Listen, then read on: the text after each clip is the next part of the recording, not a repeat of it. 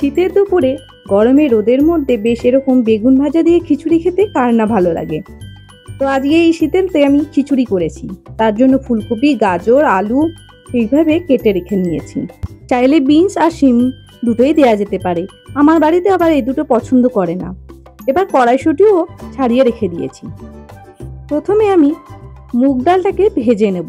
1 কাপের মতন মুগ ডাল নিয়েছি, সেটাকে ভেজে নিচ্ছি। মশলার জন্য আদা, গোটা জিরে, রাঁধুনি আর 2টো কাঁচা লঙ্কা নিয়েছি। এটাকে পেস্ট তৈরি করে নিয়েছি। আমি শুধু মুগ ডাল দিয়ে বানাবো না, তাতে একটু মুসুর ডাল দিয়েছি। 1 কাপ মুসুর ডাল আর 1.5 কাপের মতন গোবিন্দভোগ চাল দিয়ে সব ভালো করে ধুয়ে নিলাম। এবার জল গরম বসিয়ে দিয়েছি, তার মধ্যে ভেজে রাখা মুগ ডালটা দিয়ে দিয়েছি আর তার সাথে মুসুর ডাল আর চালটাও দিয়ে দিলাম। এবার পরিমাণ মতো নুন দিয়ে অল্প হলুদ দিয়ে দিলাম 1 টিস্পুনের মতন, দিয়ে ভালো করে মিশিয়ে নিলাম। এবার কড়াইতে সর্ষের তেল দিয়ে প্রথমে সবজিগুলোকে ভেজে নেব। এক একটা করেও ভাজা যায়, আমি সব একসাথেই ভেজে নিচ্ছি। খুব যে একদম লালচে করে ভেজে নেবো তা নয়, অল্প একটু ভেজে নিলেই হবে। ভেজে নিয়ে এবার ডাল যখন 20%-এর মতন সেদ্ধ হয়ে যাবে, তখন তার মধ্যে সবজিগুলো দিয়ে দেব। খুব আগে থেকে দিয়ে দিলে তাহলে ফুলকপিটা গলে যাবে।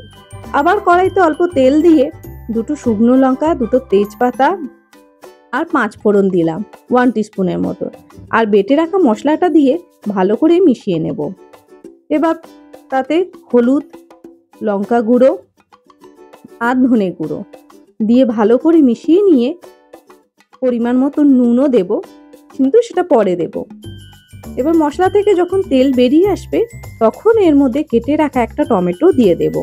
টমেটোটা আগে দেব না, তাহলে মশলাটা ভালো করে কুক হবে না। এবার পরিমাণ মতো নুনটা দিয়ে দেব, যাতে টমেটোটাও একটু গলে যায়। দিয়ে ভালো করে সব একসাথে মিশিয়ে নেব। মশলাটা ভালো করে ভেজে নিয়ে তারপরে খিচুড়িটা যে ফুটছে তার মধ্যে দিয়ে দেব। সব কিছু দিয়ে আবার ভালো করে মিশিয়ে নিচ্ছি।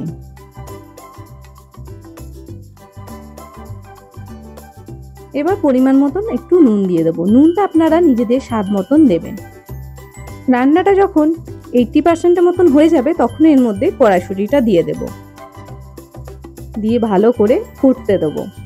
আর মাঝে মাঝে চালিয়ে নিতে হবে, যাতে তলাটাতে ধরে না যায়। দেখুন খিচুড়িটা প্রায় হয়েই এসছে। আমি খিচুড়িটা খুব ঘন রাখবো না, একটু জল জল রাখবো, কারণ পরে এটা টেনে নেবে বা বসে যাবে। সবশেষে নামানোর আগে ঘি দিয়ে দিলাম 1 টিস্পুনের মতন, আবার মিশিয়ে নিয়ে এবার ঢাকা দিয়ে রেখে দেব। আমি আরেকটা কড়াইতে একটু লাল বাদাম ভেজে নিচ্ছি, সেটা ভেজে নিয়ে সবশেষে খিচুড়ির ওপর দেব।